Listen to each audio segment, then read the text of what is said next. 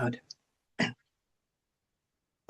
Hello and welcome to the Women Fantasy Authors YouTube channel. I'm your host, Janet Hinger, and my guest today is Lark Fitzgerald. Good morning, Lark. Good morning. I'm happy to have you here, and we're going to be discussing your novel Mendelon. Did I get that right? Yep. Mendelon, and I've got a lot of questions for you. It's epic. It's really epic. So we have a lot to discuss. But before we do, can you share a little bit about yourself, please? Yes. So my name is Lark Fitzgerald, and I have been an avid reader since I was a kid. My family always had comic books and educational books and a long string of library books. And I figured out pretty early that fantasy was the thing that really worked for me. So I read books by Anne McCafferty and Mercedes Lackey and Raymond Weiss. And I also started writing when I was in high school. So Ah. I wrote something, but I never finished it. So that remained I have it, but it remains incomplete. And I put writing aside for many years until my children were in middle school. And then once they got old enough, I started writing again. And after I would take them to their events and stuff, and I would write in the car. And after a while, I decided that I wanted to publish, and that's what kind of brought me to where I am today. Well, that's excellent. I had my start with comic books as well. And I had to wait till later in life to start too. And I know you're a busy mom. So anyway, I'm glad you did. I'm glad you got this story out in the world because it's a great one. So here's my first question. At the beginning of the book, we meet Cal, a young man trying very hard to deny that he has magical abilities. He has memory lapses, and people tell him he's walking through walls and doing unusual things. What is going on? So Cal actually legitimately doesn't know that he has magic. Cal has something called a Magen inside of him, which is a magical suppression device. And this device is also known as a command seal because it enforces certain things on the bearer. So from Cal's point of view, he doesn't remember that he has magic, and he doesn't remember certain events that happened leading up to that. So he is legitimately just trying to figure out what's wrong with him. He doesn't know. I think very early on, it kind of had a couple of moments where it's like, what just happened? But then he just kind of moved on. So Yep. yeah, that's interesting that he starts out really in the dark about things, and then things get really wild. Um, Cal rescues Jenna and her sister Cassie, who were attacked in an alley. Tell us who Jenna is and what is her bond to Cal, and why is it a danger to her? So Jenna is a healer trainee. She is a very competent one. And she is actually in the city with a bunch of her peers, and they're looking for sponsorship from other mages. And she runs across her sister being attacked, and she kind of makes a decision and ends up in a situation where she breaks the sort of precepts of healer mage. So she loses her sponsorship Mm, um, because of the way she behaves during this process. And she runs into Cal, or Cal runs into her and saves her. And she realizes that though broken, he is a stand in for her sponsorship.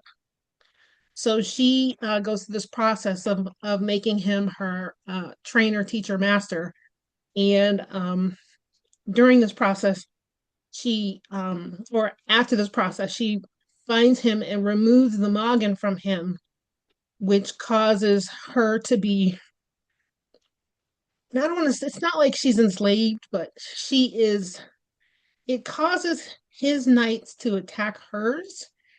And we can talk about knights later, but it causes his system to attack her system, and she doesn't know enough to know the reasons or the causes of the symptoms, so it drags out a little while, and it gets to the point where she needs constant maintenance to sort of stay mm, alive.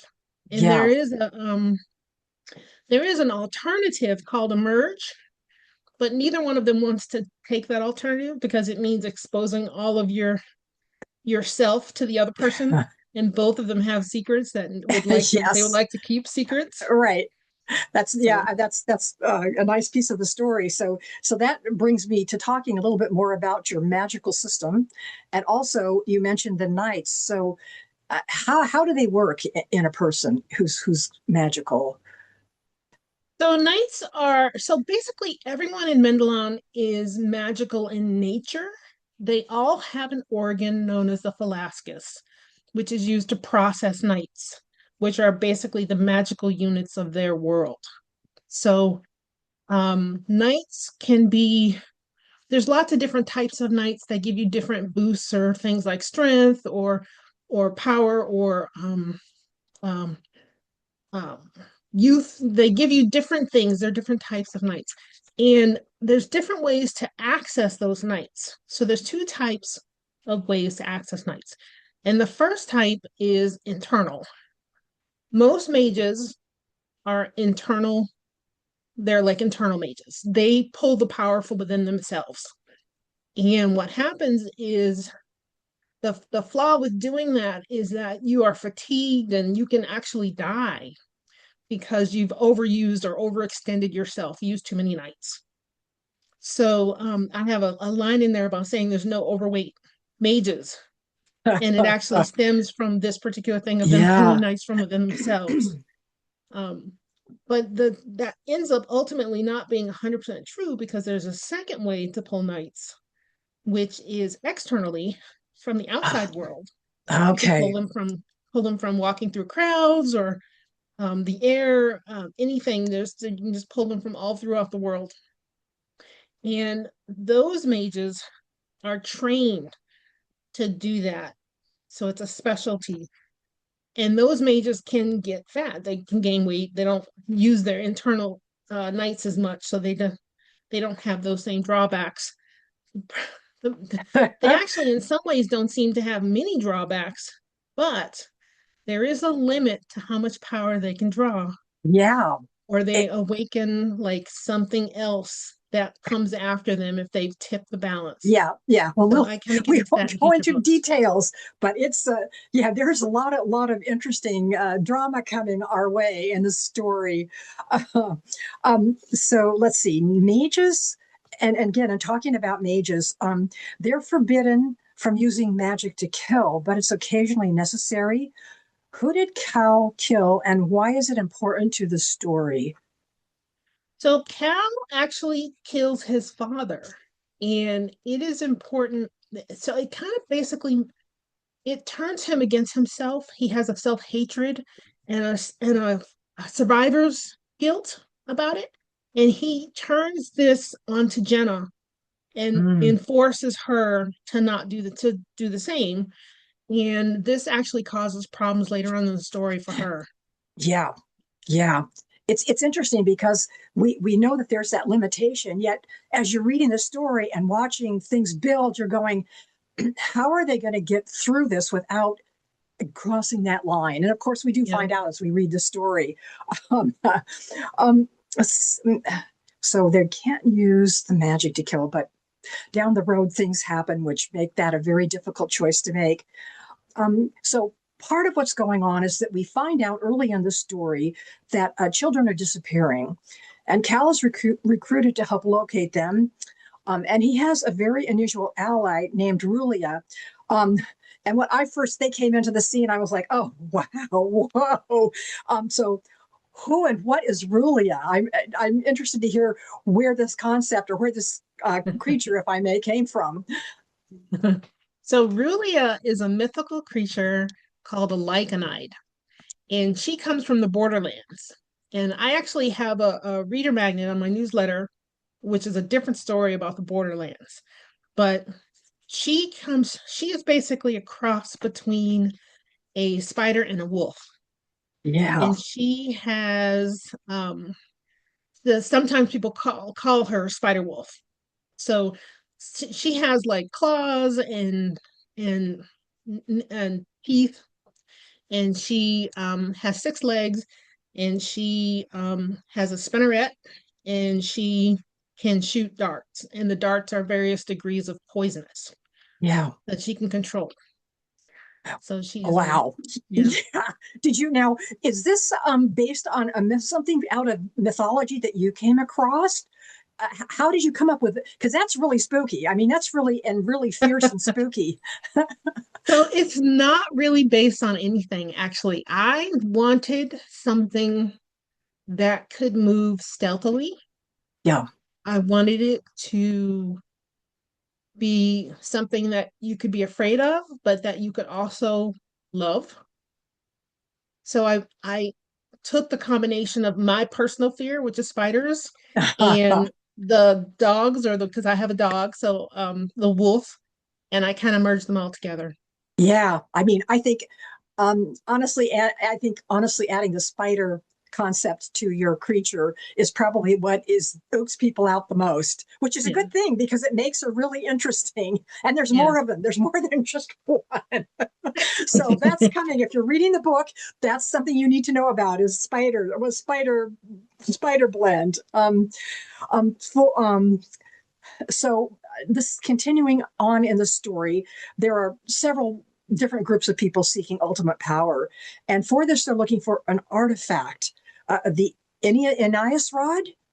Yeah, And the what anonymous fraud. Enias rod? And so, what kind of power does it have? What does it contain, and why are they looking for that? So this rod is from Before the Fall, which I mentioned in the prologue.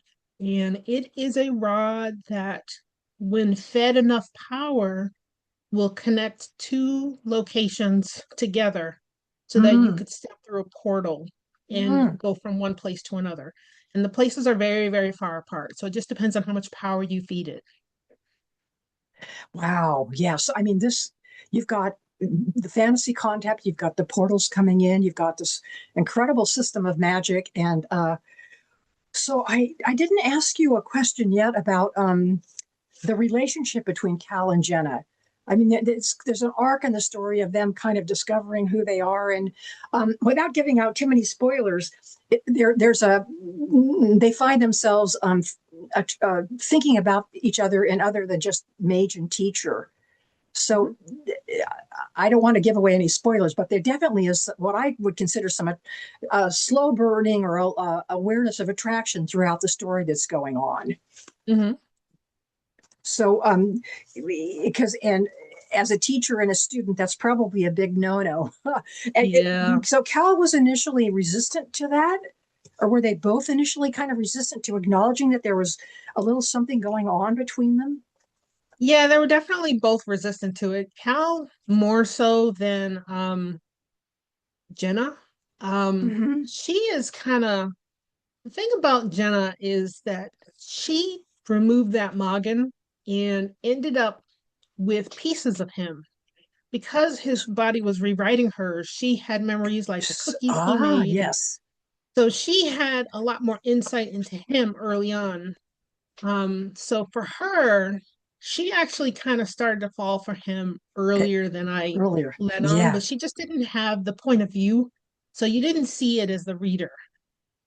But there was a point where there was an explosion and Jenna heals Cal. Mm-hmm. And I think that was probably when she first kind of realized that she liked him. Yeah. They still had that parent teacher setting, so they knew that they couldn't cross the line, but that's probably when it started.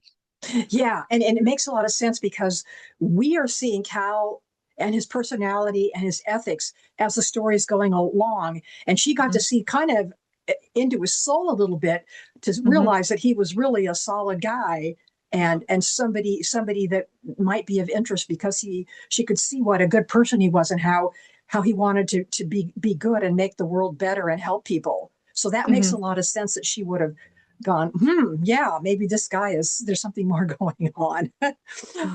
All right. I want to share your information so people know how to find you. And let me do that. Take just a second here. And I want to ask you, this is your first novel, the first novel that you've published, I should say. And Yes. so this is a series. So what are you working on and How many series books do you think there will be in the series? So this is my intention is for it to be a 3 book series. Hmm. I am currently working on book 2. I have just finished the draft and I am waiting for it to go through my critique group.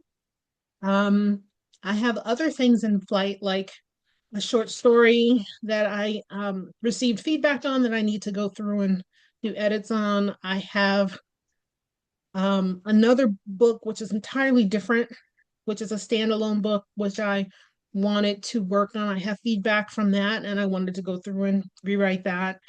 And I have been toying with book 3, so I do Uh-huh. have words for book 3 that I kind of need to play around with. I have a lot of things on the kind of docket, but we'll kind of see which one I work on first, probably the short story, and then Yeah. it'll be like a toss up between book 3 and the random other project to kind of clear my palette. Yeah, that's a lot, especially when you've got full family life. I know it's probably hard to That's find true. writing time. I And Yes, yeah, yes. yeah. And I just want to compliment you. I absolutely love the book cover. It just draws you in and it creates this magical setting. Um, I didn't ask you yet about talking about the kingdom that they're in. I'm sorry. We're looking at the city that this story takes place. So tell us a Yes. little about the environment there. What is the Ah, city like? the most of the story takes place in the Rim, The which rim, is the yes. outskirts of Mendelon. It's basically a series of buildings and structures that came up outside the city walls. Okay. And yeah, it is a river city. It's on the river Emrin. And so it's a trade city. And because it's a trade city, there it gets a lot of influx of people from other lands, like Hmm. dwarves and elves and like various other cultures. So it's pretty, I don't want to say it's not modern. Modern is not the wrong word, but Yeah. it's pretty progressive. Yeah. It is run by a series of guilds, which are run by the nobles, and the king, of course, oversees the nobles. So Right. it's like a stacked sort of system leading up to the city. Yeah, it's a very, very rich world building that you did. I want to compliment you on that. I think people will enjoy that aspect as they read the book. Thanks. Um, and we've got you're working on, and do you expect book 2 to be out in about a year, or what's your timeline? That is my hope is within a year, yes. Yeah, It good, takes a good. while. So the problem I had with the last book was I didn't realize how long it took to get the art and the Oh, editing through the like yes. just getting it through the hoops. So yeah, so I plan to start the art early and the editing will take as long as the editing takes. So that'll be Yes. the real kind of draw. That's a big piece. And then I don't think people that aren't authors realize what a process it is to go from getting your reader feedback or your editor feedback and then going through the process of revision. It takes a long Yeah. time, or it can take a long time. So, Yes. but anyway, I hope it's sooner than later so that I can read book 2 in the series. I really enjoyed it, and I'm looking forward to that. Is there we're getting close to time? Is there anything you want to tell us about yourself? Anything else you want to share? Um, so I have a newsletter that is available on my website, and um, the reader magnet that comes with it is Stormfall, which is the story from the Borderlands, which is another Great. creature. It's not like Rulia, but it is from the Borderlands. And I also have another free short story that I give away as part of book promos, which is the story of the first Noggin, because I thought it was such an interesting piece of lore that I just wrote a Hmm. short story around it. So that is available for Yeah. free as well. Great. So go to Lark's webpage. I will have it linked down below the video here. Just go down and click on the link to her webpage, and then you can sign up for her newsletter and get these freebies. And you'll probably, I encourage you to do that and read those before you get the book. It'll just enrich the experience so much. Yeah, and that's great. I'm glad you have those extra things to give away. It makes it exciting to get started on the journey. So, Lark, I'm so glad you came to talk with me about the story. It was so rich, and Danson had so much content and the people and all the different creatures and we didn't really get into the drama of what's going on with the missing children, but I will say that's a very, very big and important piece, and we can't discuss it too much because of spoilers. So just know that there's a journey going on and figuring out why that's happening and the resolution to that, with all these characters coming together to pretty much save the day in a way. So I encourage you to pick up a copy and follow along. Lark, thanks again for coming today. I really enjoyed talking with you. Thank you. Thank you for having me. Okay, thanks. Thanks for coming. Bye. Bye. Oh, how do I end it?